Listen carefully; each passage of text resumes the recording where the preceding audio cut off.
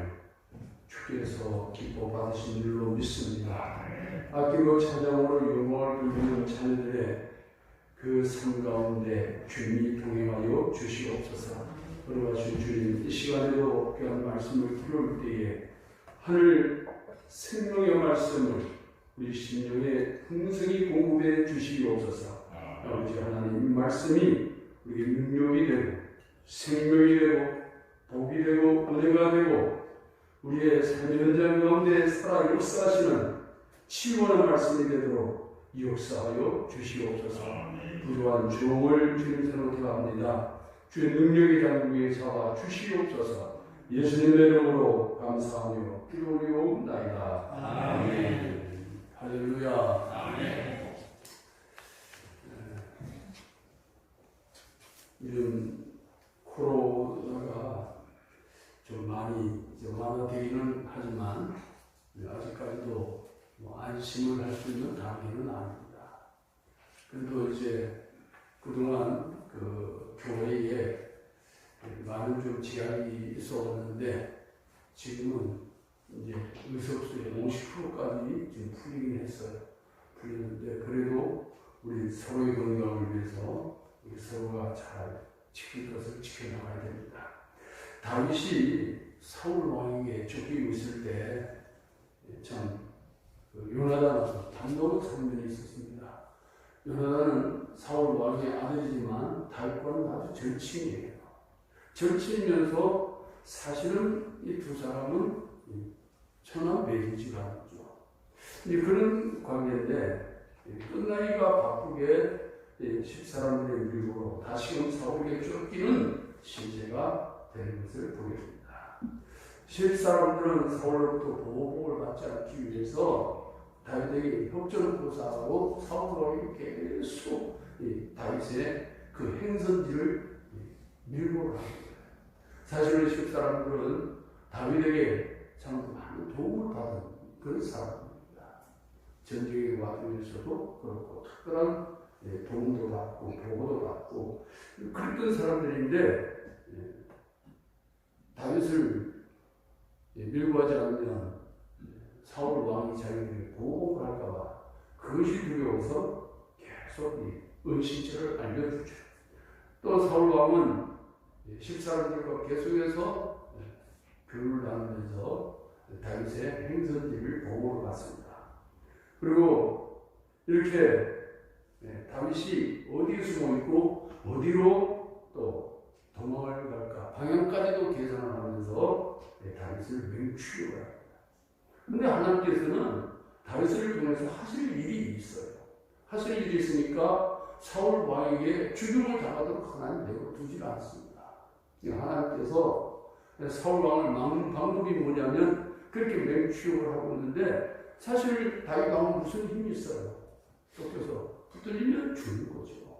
그러는데 하나님께서 안 그래도 블레셋 때문에 사울 왕이 머리가 아픈데 이게 블레셋이 다시 또 밀서를 침공을 해도 하나님께서 그렇게 만드신 겁니다. 근데 이 극복을 듣고서는 사울 왕이 이 다윗을 치유하는 게 문제가 아니다. 내가 블레셋부터 막아야 되겠다. 그래가지고 회복을 해버리죠. 그래서 다윗이 이제 살아나는 것입니다. 이제 이런 역사를 보면 하나님은 하나님을 신뢰하는 이 다윗을 얼마나 아끼시는지를 알 수 있어요. 참 지극히 현실적이고 자연스러운 것은 외적을 먼저 막아야 되는 게 당연한 거예요. 다윗은 국내 안에 있으니까 언제라도 잡아 죽을 수 있겠지만 블레셋은 지금 막지 못하면 나라가 축소되는 이런 상황이죠. 생각해보면 다윗은 골리앗을 물리치고 사울 왕이 할 수 없는 일들을 하고 나라에 상당히 공을 많이 세웠어요. 그러다 보니까 피부에 와닿는 게 왕보다는 다윗 장군이에요. 그러니까 이게 백성들은 다윗 장군을 자꾸 칭송을 하고 근데 그걸 좀 넓게 크게 생각해 주면 되는데 사울 왕이 자기 왕위에 도전할까봐 그것이 두려워서 다윗을 쳐내려고 합니다. 근데 우리가 알고 있는 것처럼 다윗과 사울의 관계는 장인과 사위의 관계이잖아요. 장인 사위지만 그게 사실은 자식 아닙니까? 그런데 그것을 권력은 자식과도 나누지 못한다는 말처럼 이게 사울 왕은 두려웠던 거예요. 근데 사울을 왕으로 세우신 분이 사람이 아니고 하나님이십니다. 사울 왕이 이걸 인정을 한다면, 하나님을 신뢰한다면 다윗을 두려워할 이유가 없어요. 하나님을 세우셨으니 지켜주시는 것도 하나님이시죠.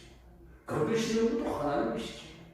다윗이 아무리 왕에 대한 의심을 품었다고 해도 하나님이 사울 왕을 지켜주시려고 얼마나 지켜주시는 거예요. 근데 자기가 아무리 지키려고 해도 하나님이 거두시려고 작정을 하시면 하루아침에 거두어지는 거예요. 사울 왕은 하나님을 신뢰하지 못한 거죠. 그러니까 자기 방법으로 지키려고 다윗을 쳐내려고 하는 이런 모습을 볼 수가 있습니다. 자, 이런 일들은 과거 사울과 다윗 시대만이 아니고 흘러오는 역사 속에 지금까지도 마찬가지. 흘러오는 역사 속에서 이런 인간들의 모습은 변하지 않아요. 달라지지 않아요. 정말 하나님을 신뢰하는 사람이 아니면, 전적으로 신뢰하는 사람이 아니면 다 지금 사울 왕과 똑같은 모습으로 가는 거예요. 지금도 마찬가지죠. 비록 다윗은 사울 왕의 참 억울한 죽음을 당하는 거죠. 억울한. 자기는 한 번도 왕위를 찬탈하겠다고 생각해본 적이 없어요. 왜냐하면 다윗은 하나님을 신뢰하기 때문에 하나님이 세우신 자를 자기가 쳐내고 왕이 되겠다 아예 꿈에도 생각해본 적이 없어요. 근데 사울 왕이 두렵다 보니까 점점 이 다윗을 미워하게 되고 이 다윗을 목숨을 거두려고 지금 쫓아가는 이런 경우입니다. 그러니까 다윗은 억울하게 쫓겨나는 거예요. 영문도 모른 채 쫓겨나는 거죠. 그런 상황이 있어요. 그런데 하나님께서 이 블레셋을 통해서 사울 왕을 회복시키신 것은 하나님이 극적인 아주 드라마틱한 그러한 역사예요. 결국 다윗은 이제 사울이 회군한 그 천사를 피해서 엔게디라고 하는 요새로 피신을 하게 됩니다. 이 엔게디 요새는 상당히 다윗에게는 굉장히 중요한 요새지가 돼요. 다윗이 위기에 처했을 때 나타나신 하나님의 구원의 손길처럼 오늘 이스라엘에서 우리에게도 하나님께서 인간이 자신의 힘으로는 어찌할 수 없는 환경에 붙였을 때 우리의 지혜와 노력으로 해결할 수 없는 이런 경우에 찾아오시는 하나님이 우리에게도 찾아오시기를 주님으로 축복합니다. 다윗을 마음에 합하게 여기시는 하나님께서 위기에 처한 순간에 다윗을 보호하셨던 것처럼 오늘 우리도 하나님의 마음에 합한 삶을 살아서 하나님의 도우심을 입는 지키심의 은혜를 받는 저와 여러분이 되시기를 주님으로 축복합니다. 그래서 오늘은 다윗과 사울에 대해서 말씀을 나누면서 사울을 선대하는 다윗, 어떻게 사울을 선대하는지 살펴보면서 은혜를 나누려고 합니다. 오늘 이 24장 내용을 보면 세 가지 사건이 있는데 다윗이 사울 왕을 죽일 수 있음에도 불구하고 사울을 선대하는 장면이 오늘 본문에 나오고, 그리고 8절에서 15절을 보면 다윗은 그런 사울 왕에게 자신의 결백을 강력하게 호소하죠. 그리고 사울 왕은 감복해서 사과는 다윗의 사과를 일단 받아들이는 내용이 나옵니다. 물론 나중에 또 마음이 변심이 되지만 어쨌든 오늘 24장은 그렇게 구성되어 있습니다. 근데 오늘 1절에서 7절까지 사울 왕을 죽일 수 있는 환경이 열렸어요. 하나님께서 열어주셨어요. 하나님께서 말씀하셨습니다. 내 원수를 내 손에 붙여줄 것이니 내 마음에 원하는 대로 해라. 하나님께서 말씀하셨어요. 그러니까 사울을 죽여도 되고 안 죽여도 되고 그건 다윗이 하나님께서 주신 기회, 그런 기회인데 오늘 본문의 사건 속에서 죄를 짓게 하는 유혹을 물리치고 시험을 이긴 다윗의 기록을 우리가 읽을 수가 있는 것입니다. 계속해서 사울에게 쫓기기만 했잖아. 계속해서 쫓겼어. 근데 마침내 사울의 목숨을 좌지우지할 수 있는 최초의 기회가 되어집니다. 다윗의 죽임이 났을 이 사울이 블레셋을 막으러 갔다가 이제 우연히 이제 모든 추격기를 멈추고 다시 이제 사울을 다윗을 찾기 위해서 엔겔이라는 요새가 오게 돼요. 다윗이 거기 숨어있기 때문에 온 게 아니고, 근데 다윗을 찾기 위해서 오다가 엔겔이라는 요새 안에 굴이 있는데 소변을 보기 위해서 그 굴 속으로 들어온 거예요. 뭐 이게 백성들 앞에서 부하들 이런 장수들 앞에서 소변을 볼 수가 없으니까 제가 들어온 게 굴 속에. 그런데 그 굴 속 깊은 곳에 다윗과 그 일행들이 숨어 있는 거예요. 그 일행들이 굴입구에 사울왕이 들어온 걸 본 겁니다. 그걸 보면서 또 일행들이 왕이야. 지금 왕이 들어오고 있습니다. 왕이 들어오는데 이것은 하나님 주신 최고의 기회입니다. 하나님께서 내 원수를 내 손에 맡기리니 내 마음대로 하라고 하시더니 정말 그 기회가 왔습니다. 이때 사울왕을 치지 않으면 기회가 또 없을 겁니다. 그럼 다시 그 말을 듣고 보니까 또 그렇단 말이에요. 그래가지고 다윗이 사울왕의 꽃장을 싹 뱉는데 베고 나니까 마음이 팍 찔리는 거예요. 무슨 마음이냐면 그래도 이분은 하나님이 기름을 부어 세우신 종인데, 과거에 기름 부어 세운 종이 제사장 왕이거든요. 제사장 왕을 기름 부어 세우는데, 그런데 이 왕은 하나님께서 사무엘을 통해서 기름 부어가지고 그래서 왕을 세웠는데, 내가 이를 행하면 안 되지, 이 마음으로 확 들어가요. 아무리 하나님께서 나에게 기회를 주셨지만 다른 사람들은 하나님이 기름을 부어 세우신 종인데 내가 이분을 행하면 안 되지. 그래서 거듭자라만 배우서는 그 다음에 그 부하들에게 해하지 마라.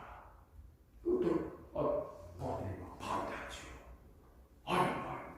지금 이 왕을 처리하지 않으면 죽음을 무사하지 못합니다.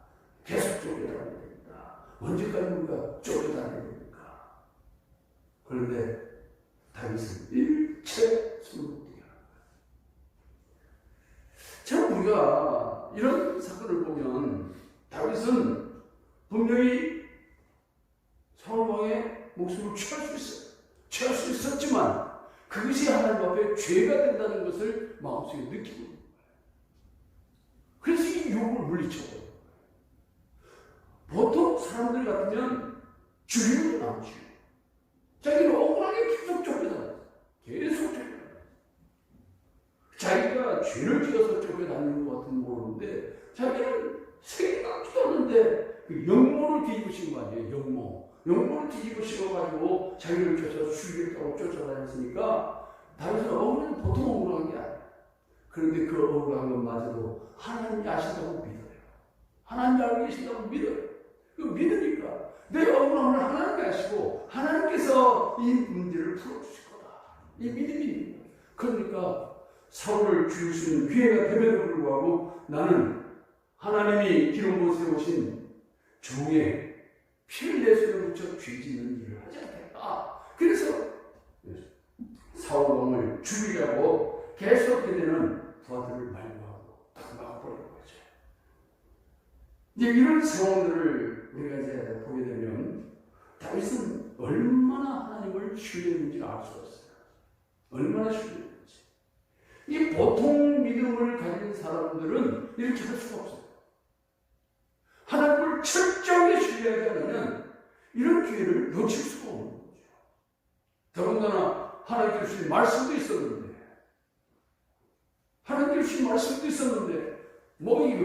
이런 기회가 어디 있어요? 이 기회를 놓칠 까닭이 없죠. 그럼에도 불구하고 사울이 위급한 상황에 놓여되었음에도 불구하고 다윗은 이 상황을 그냥 하나님께 맡겨버린 거예요. 자기의 목숨도 하나님 손에 달려있다고 믿는 거예요. 내 목숨을 주신 이가 하나님이신데 거두신 이도 하나님이시다. 그러니 내 목숨을 거두시려고 하나님이 작정했으면 내가 무슨 방법을 써도 하나님 내 목숨을 거두실 것이고, 아무리 주변 사람들이 내 목숨을 거두려고 해도 하나님이 나를 지키시려고 하면 하나님이 지켜주실 것이다. 이 믿음이 단백에 있는 거예요. 그러니까 사울에게는 없는 믿음을 다해서 갖고 있는 거예요. 항상 수세진 입장에 쫓기기만 했지만 사울을 죽일 수 있는 결정적 기회를 허락하셨음에도 불구하고 이 상황 속에서 하나님을 신뢰하는 그 믿음을 다시 한번 보여드리는 거죠. 그러니까 하나님께서는 다윗을 얼마나 사랑하시겠어요? 얼마나 긍휼히 여기시겠어요? 이런 믿음, 하나님을 철저히 신뢰하는 믿음, 그러니까 하나님을 믿는 믿음이 단순히 그냥 믿는 믿음이 아니라 자기의 목숨도 하나님께 달려있고 이 사울 왕의 목숨이 하나님께 달려있고 이걸 전부 믿는 거예요. 이 믿음을 가지고 있기 때문에 사울 왕을 자기가 구태여 피를 묻혀서 죽일 이유가 없는 것이죠. 오늘 이런 상황에서 우리가 주목해야 될 교훈이 있습니다. 이 다윗과 함께 한 이 부하들의 자세, 이 부하들의 자세는 이 기회를 놓치지 말자는 거예요. 절대로 기회를 놓치지 말자는 거예요. 그런데도 불구하고 하나님의 섭리를 발견해보는 이 노력의 이 결과 속에서 다윗은 말하는 거죠. 아니다. 내 목숨은 하나님이 지켜주십니다. 기름으로 세우신 이 사울의 목숨도 하나님 손에 있는 것이지 우리의 손에 있는 것이 아니다. 오늘 우리 인간의 판단이 절대적이냐? 인간의 판단은 절대적이지 않습니다. 언제든지 오름을 경험할 수가 있는 거예요. 그렇기 때문에 이 하나님께 맡긴다 이 믿음은 어떻게 보면 막연한 것 같지요. 막연한 것 같지만 구체적인 거예요. 그냥 막연하게 맡기는 게 아니에요. 다윗은 하나님의 살아계심을 철저히 인정하는 사람, 하나님의 주권을 철저히 인정하는 사람, 그렇기 때문에 모든 것을 하나님의 주권에 맡기는 거예요. 얼마나 구체적인 믿음인지 모릅니다. 그리고 막연하게 하나님이 하시겠지 이게 아니에요. 하나님이 하신다는 확실한 믿음이 있는 거예요. 이 믿음은 사람이 볼 때에는 어색하게 볼 수 있습니다. 사람들이 볼 때는 이야 하나님 주신 기회도 저렇게 놓쳐버리는구나 참 멍청하다 그럴 수 있겠지요. 부하들이 볼 때는 답답해요. 부하들이 볼 때는 아니 이런 처음에 이 세상은 처음 힘들어 뭔가 하나님 주신 이런 두 번 다시 오실 기회가 이런 기회를 글쎄 놓친다고 하는 거. 그래서 생각해보면 부하들 입장에서는 그런데 다윗은 하나님을 믿는 이 믿음이 너무 구체적이에요.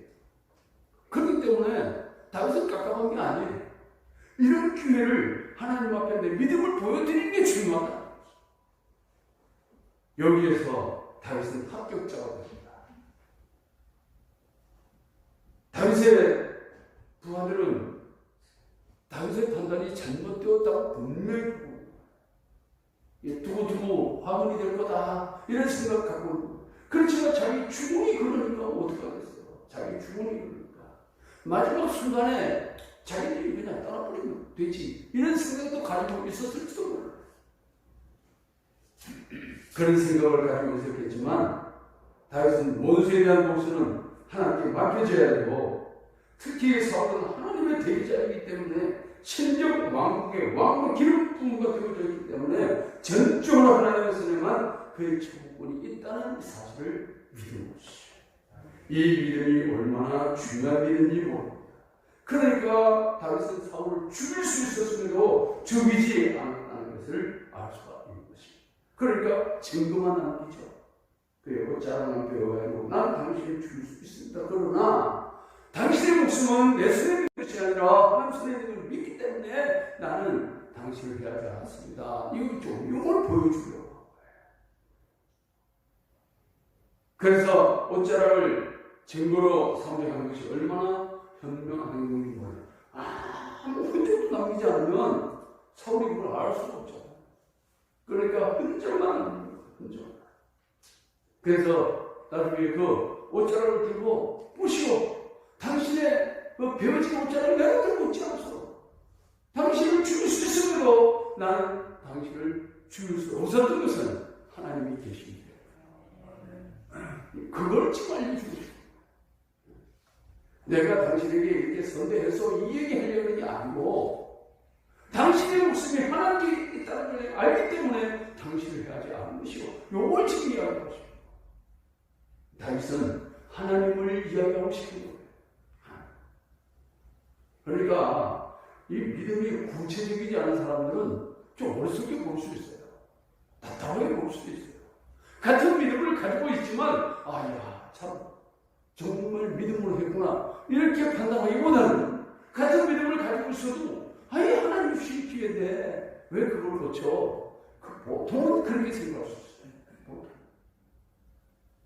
근데 오늘 다윗은 너무 그 믿음이 구체적이기 때문에 하나님에 대한 신뢰가 너무 철저하기 때문에 사람의 생명 그것도 신령왕국에서 하나님이 기름부어 세우신 이 왕의 생명은 전적으로 하나님이 있다는 것을 다시 믿기 때문에 그걸 지금 사울에게 이야기하는 거예요. 그럼 무슨 얘기냐면 결국 사울은 당신의 목숨이 하나님께 달려있다. 당신이 하나님께서 그 목숨을 거두려고 하면 당신의 목숨 아무것도 아니에요. 이걸 이야기하고 싶은 거예요. 다윗은 그걸 이야기하고 싶은 거예요. 그래서 사울에게 선대하는 모습을 볼 수 있습니다. 아무쪼록 이 본문의 사건 속에서 우리는 다윗이 사울을 향하는 마음이 절대로 없었고 지금도 없다는 것을 보여주고 있는 것입니다. 오히려 다윗은 사울의 왕직을 존중하고 있었음을 지금 보여주고 있는 것입니다. 진정한 인도적인 처사는 온전한 신앙 인격의 소유자였지만 나온다는 사실도 오늘 본문을 통해서 우리가 배울 수가 있는 것입니다. 성경은 우리 그리스도인들이 시험에 빠지는 이유를 자신의 욕심 때문이라고 말씀합니다. 욕심, 이 인간의 이 욕심이 자기를 시험에 빠지게 만듭니다. 욕심이 죄의 유혹을 받게 만들고 그리고 이 욕심이 이 죄의 나락에 빠져들게 만듭니다. 욕심이 잉태해서 죄를 낳고 죄가 자를 속에서 사망을 낳는다. 조금만 욕심 하나를 제어하지 못하면 결국 욕심이 죽음으로 끌고 간다. 사망으로 끌고 간다. 그런가? 생각해보면 하와도 그 욕심이 속에 자리 잡고 있었기 때문에 결국 선악과를 따먹는 죄를 범하게 돼요. 아예 하나님의 명령을 딱 가슴속에 딱 가지고 있었으면 그 욕심을 얼마든지 제어할 수 있었죠. 제어할 수 있었지만 하와도 그 욕심을 제어하지 못해서 결국 사망으로 가는 거예요. 우리 신앙인들도 마찬가지입니다. 우리 신앙인들도 내 조그만 욕심 하나를 제어하지 못하면 그것이 내 신앙을 좀먹고 결국 사망으로 가는 거예요. 그래서 우리는 철저하게 조그만 욕심, 거룩한 욕심이 아니라 이 인간적인 육신적인 이 땅에서의 욕심을 철저히 내려놓아줘야 돼요. 이것을 제어하는 훈련을 계속해요. 이것이 경건훈련이에요. 경건훈련은 내가 거룩한 삶을 살려고 몸부림을 치는 노력이기도 하지만 동시에 땅에서의 욕심을 제어하는 훈련입니다. 땅에서의 욕심을 제어하지 못하면 결국 우리는 사망의 길로 끌려갈 수밖에 없다. 이걸 우리에게 말씀해주고 있는 것입니다. 그래서 시험을 이길 수 있는 열쇠는 유혹받는 자기 자신입니다.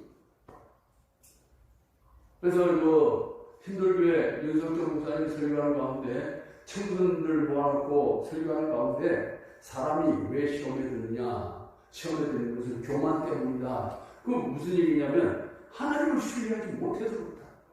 이 욕심을 이겨내지 못하는 것은 그 욕심을 끌어낼 수 있는 것은 하나님이 내게 복을 주시려면 이것 아니라도 복을 주실 수 있다. 이 믿음을 갖는다면 그런 욕심을 부을 필요가 없는 것이다. 그런데 내가 아무리 욕심을 부려도 하나님이 안 주시려고 하면 이게 내 것이 될 수 없다. 이 믿음을 갖는다면 그 욕심을 왜 부르겠어요? 그런데 그 믿음들이 없는 것이죠. 그 믿음들이 없으니까 욕심을 품게 되고 욕심이 점점 자라서 결국 죄를 범하게 만드는 거예요. 오늘 우리는 시험 드는 것은 상대 때문이 아니라는 걸 알아야 돼요. 저 사람 때문에 내가 시험 들어서 아니에요.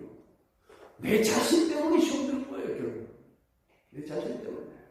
내가 하나님을 신뢰하는 믿음이 있으면 저 사람이 나를 아무리 흔들어도 흔들릴 이유가 없잖아요. 왜? 하나님 나를 지켜주고 계시거니까.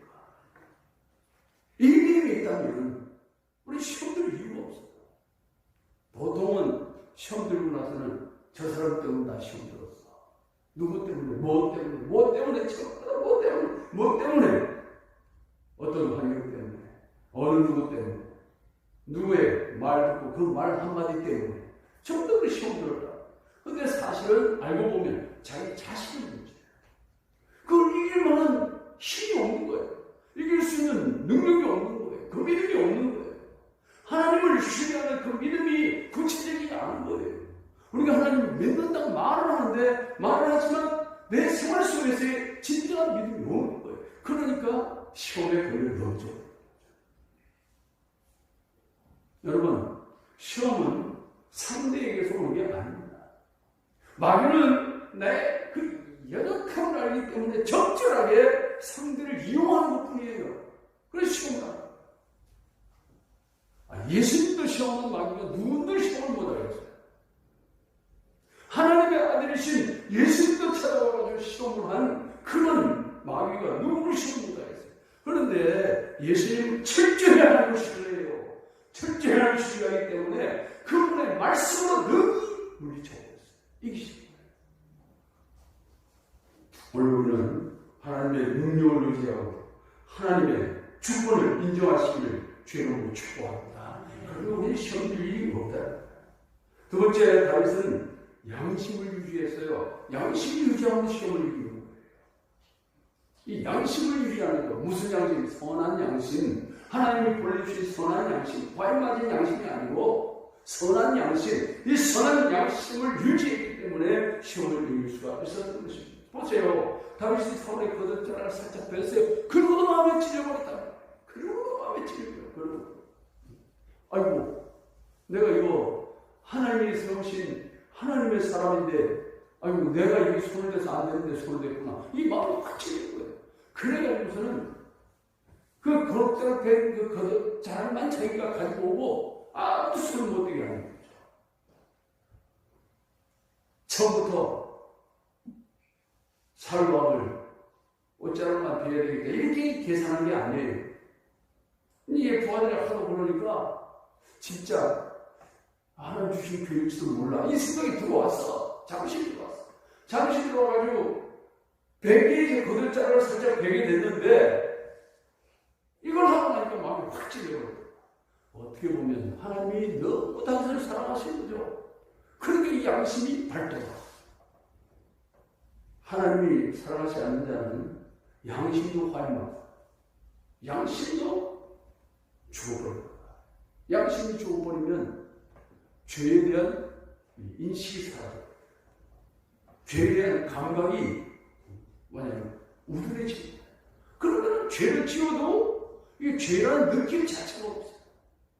죄라는 느낌 자체가.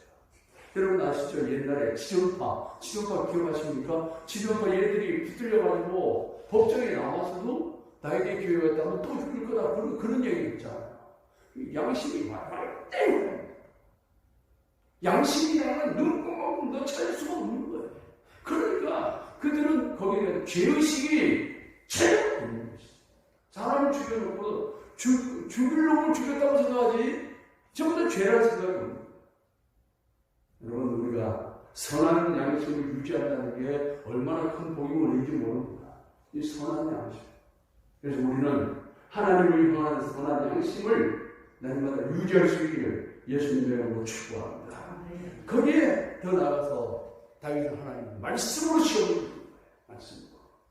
예수님이 그러하신 것처럼 말씀에 순종하고 시험을 이깁니다. 다윗은 하나님의 말씀을 알았을 뿐만 아니라 그 말씀을 전적으로 순종했습니다. 오늘 우리 기독교인들 가운데 성경 지식을 나름대로 가지고 있는 사람들이 많이 있어요. 근데 지식은 있는데 문제는 그 말씀 순종이 안 된다.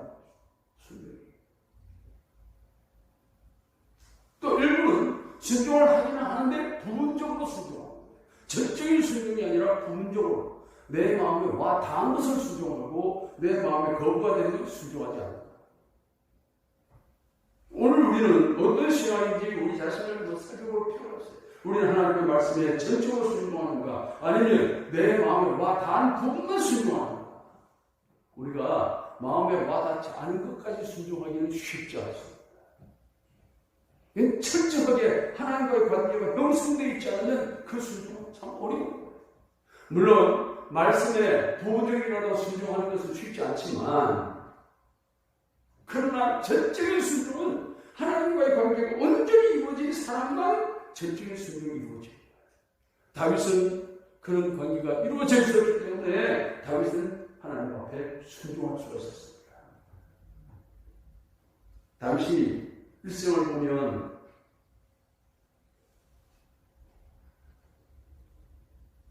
참 아주 충성스러운 신하의 그 아내였던 바세바를 한번 취한 적이 있잖아요. 일생일 때에 다윗의 실수가 2번 있다면 바세바 취한 사건, 우리아의 아내 바세바. 그래서 우리 성경에도 보면 우리의 아내라고 자꾸 표현이 돼요. 바세바의 이름을 이야기하지 않고 우리아의 아내라고 자꾸 이야기해요. 그건 왜 그럴까요? 그건 원래 우리의 아내예요. 하나님은 우리의 아내로 인정을 하지 내가 건드릴 사람이 아니라는 걸 찾습니다. 그런 바세바를 취하자. 그리고 그것을 덮기 위해서 우리아를 전체를 죽게 만든 사건. 또 하나의 사건은 인구조사하지 말라는 것을 인구조사를 굳게 하는 사건. 이 2가지. 그 2가지 사건 속에서 다윗은 참 필물 나는 회개를 하죠. 그런데 그 회개도 마찬가지로 잠시 잠깐 흔들리고 욕심이 자기를 흔들어서 그 시험에 넘어져 버렸죠. 그러나 하나님의 말씀을 순종할 사람이기 때문에 나라는 선자의 책망을 받으면서 바로 회개가 되는 것이죠. 바로 내려서 무릎을 꿇어요. 많은 신하들이 있는 자리에서 그냥 바로 무릎을 꿇어요. 왜? 그만큼 하나님을 두려워했고 하나님을 신뢰했기 때문에 그런 것이죠. 그래서 성경은 말씀합니다. 믿음과 착한 양심을 가지라. 어떤 이들이 이 양심을 버렸고 그 믿음의 반환에는 파산하였다. 디모데전서 1장 19절에서 말씀해요. 시편 기자는 시편 119편 11절에서 이렇게 말씀합니다. 내가 주께 범죄치 아니하려 하여 주의 말씀을 내 마음에 두었다. 여러분 주의 말씀을 늘 묵상하시길 바랍니다. 하나님의 말씀을 성경책을 폼 잡고 그냥 갖고 다니지 말고 늘 말씀을 묵상해요. 날일마다 아침마다 말씀을 묵상해요. 이 말씀을 묵상하고 그 묵상하면서 조금만 듣기는 됐어요. 그러면 그 말씀이 여러분을 인도할 거고 그 말씀이 여러분을 모든 시간에서 이기에 만드실 줄로 믿습니다. 이것이 굉장히 중요한 것입니다. 이것이 경건의 훈련인 것입니다. 요셉은 애굽의 보디발 장군 집에 노예로 팔려가지고 그 집의 재산을 관리하는 가정 총무가 되어졌을 때 보디발의 아내가 요셉을 잘 누르더라고요. 요셉은 준수하게 생겼어요. 준수하게 생겼죠. 지혜롭죠. 그러니까 이 보디발의 아내가 헷갈린 거야. 그래서 자꾸 요셉을 축축했다. 심지어는 요셉이 방에까지 들어와가지고 동침하자고 아예 데려오고 그러잖아. 그런데 요셉이 도망을 가잖아. 그 옷자락을 자꾸 늘어지는 그 보디발의 아내를 뿌리치고 자기 옷자락을 벗어버리고 도망을 가요. 그것이 또 화근이 되죠. 그것이 억울하게 또 없애를 하잖아. 그럼에도 불구하고 하나님을 믿는 그 믿음을 가진 요셉을 오히려 하나님은 전화위복이 되게 막 전화위복이 돼서 나중에는 결국 애굽의 총리로 올라가는 기적이 일어나는 거예요. 여러분 그런 기적들이 요셉의 이야기일까요? 우리들에게 나타날 이야기다.